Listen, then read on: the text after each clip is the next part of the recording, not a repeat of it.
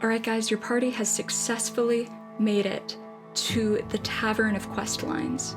As soon as you enter, a mysterious stranger comes up and says, "Ah, adventurers! Are any of you, perchance, an artist?" No. No. No. Me? Yeah, actually, I chose the artist background. I thought it'd be fun. Good, awesome. Now, if you'd be so kind, please go ahead and roll a d20 to see how many art pieces you're going to be making in real life. This one's the 20, right? Yeah. Nat 20! Wait. Ooh. Ooh. Ooh. All right. 20 drawings it is. I hope you have a good organizational system because I am expecting to see those by our next play session. All right, guys, see you next week. But I'm on Procreate. It's sad, isn't it? Don't let this be you. Hi, I'm Noelle, professional illustrator, and today I'm the necromancer that's going to bring that poor sod back to life. And hopefully at the end, we'll have something to show to that client. Let's get started. Quick disclaimer, I have pretty severe ADHD, so a lot of these tips are structured around that. This is a system that works for me. It might not work for everybody. That being said, if you stick around, I'm sure you'll find at least one helpful thing in this video for your art process. Time to set up that battlefield. When doing big projects like this, I prefer to go ahead and make a folder with empty documents for all the images I'm making, so that way I don't have to hunt my files down later. Plus, then it's a lot easier for me to look at the overall vibe of the finished illustrations, make sure that everything looks kosher together, and bonus, I get a clear visual reminder of how much I've done and how much I have left to do. You'll see I'm coloring some of these documents blue. That's because I don't have all the client information there yet. Handy little reminder, if you will. Reference. I have a pretty set strategy for hunting and creating reference that I'll be talking about in a future video, but for now, here's a couple of quick tips.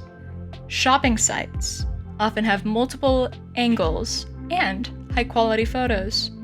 You're far more likely to find what you need if you're searching on a stock image or artist site instead of Google Images, especially with all the AI stuff sort of taking over Google Images like a bad case of the Mondays. 3D models are your best friends, and make sure to follow the QAC rule. QAC. Q-A-C. Or, for the layman, quality, image clear enough that you don't have to guess what's going on, applicable, you can actually use the image as reference, copyright safe. Either make sure you've deviated enough from the reference that it's not a problem, or stick to using royalty-free or stock images that you've licensed yourself.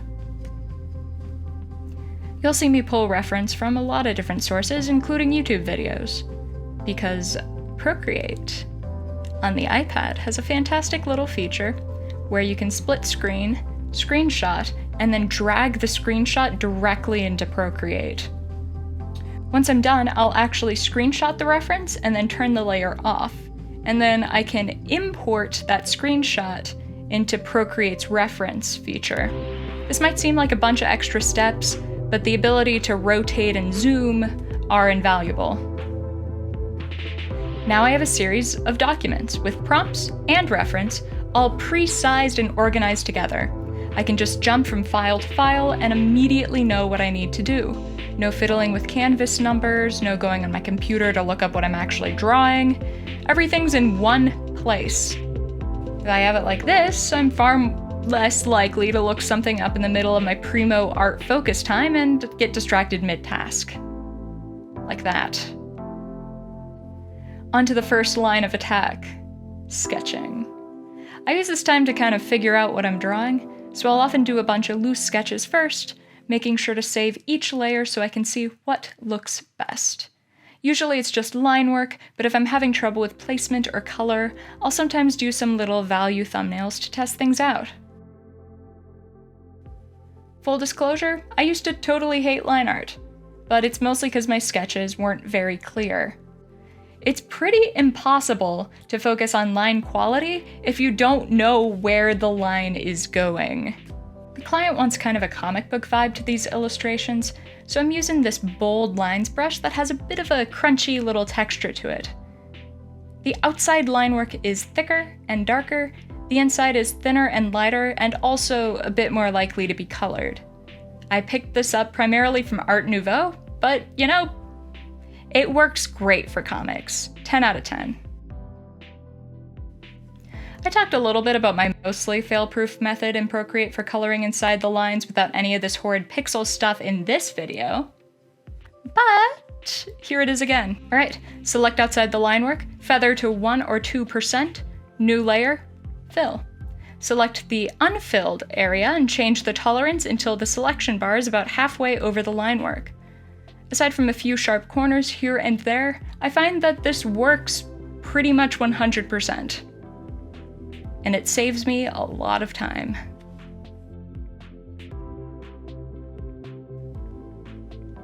I'm gonna pop in the biggest color, add clipping masks with hard brush flats for other elements, and then I'm gonna render. This part's the fun part. It's like in the movies where somebody like whips off the glasses and they're gorgeous.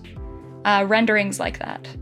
We're gonna add depth, texture, and some little details. Separating the layers out in the previous step makes this a lot easier. You can always merge them later if you want to paint over the whole thing, but think about it. Would you rather paint this edge once, or would you rather repaint it every single time you fiddle with it? I know my answer. All the instruction out of the way? I'll leave you guys to enjoy the rest of the rendering, and I'll pick up right at the end of the video.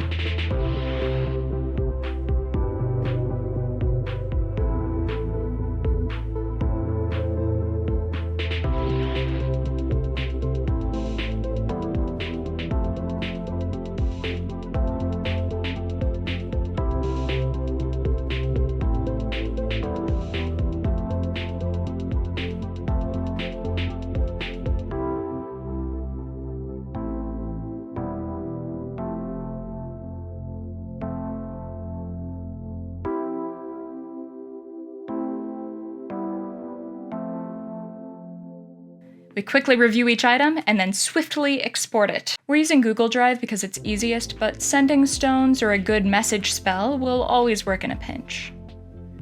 Side note, please, I'm begging you, please name your files. I never do this, and it's killing me. I'm on like Untitled Artwork 400 when I upload stuff. Look at this, it's terrible. And there you have it.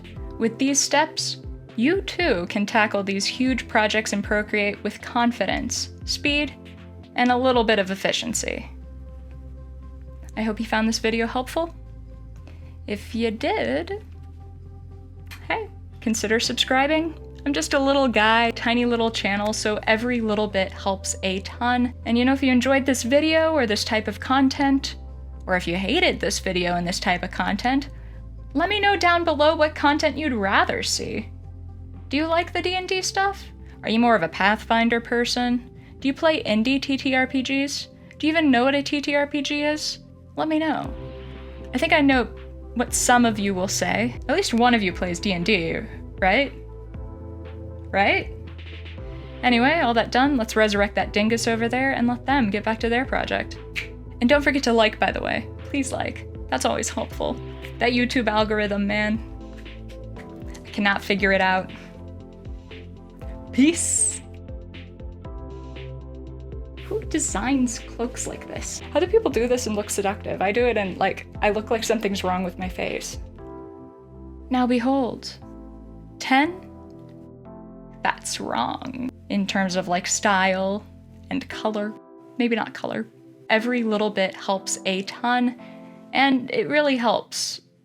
I just said helps twice. What's wrong with me?